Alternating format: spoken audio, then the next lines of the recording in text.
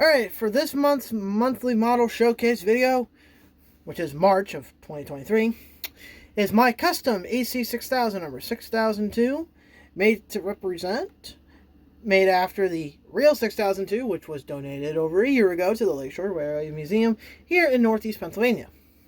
So let's take a nice closer look at it. So I bought this unit, and this unit was originally a CSX unit, I think number 4. It was the 600 series. So it was in the YN3. Yeah, YN3 scheme. It had, yellow nose, dark blue paint, all that. And the reason why I bought the CSX version is to get the correct steerable trucks.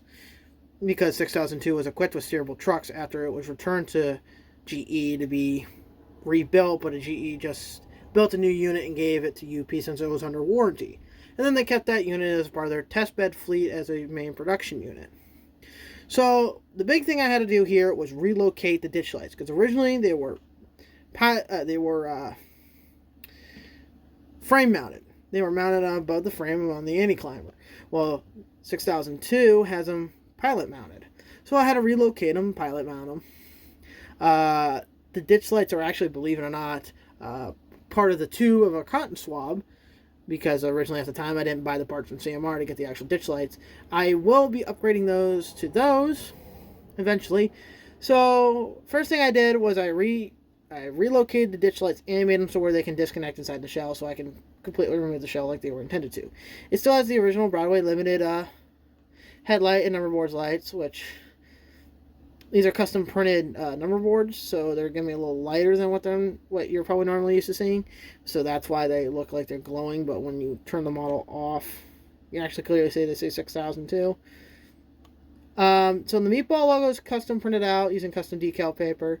That was actually challenging because you can't print white on an inkjet printer. So what I did was I took the measurement of the meatball, I had a circle template. I made a circle cut a circle out of tape, used the surrounding tape, put it on the nose, painted it white, and then put the GE logo on to make it look like it's all one piece. And it came out, I say it came out very well. It looks very nice. I love how that turned out. So what I used to paint this was, believe it or not, spray paint cans. There's a little bit of mismatch there. There was a little paint bleed. I'm going to touch it up eventually. So that's what I used. Is same thing with that meatball. It's the same thing. I measured it, cut it out, painted it white, bingo bango. So all this is very nice. It's all custom painted, the handrails and everything is.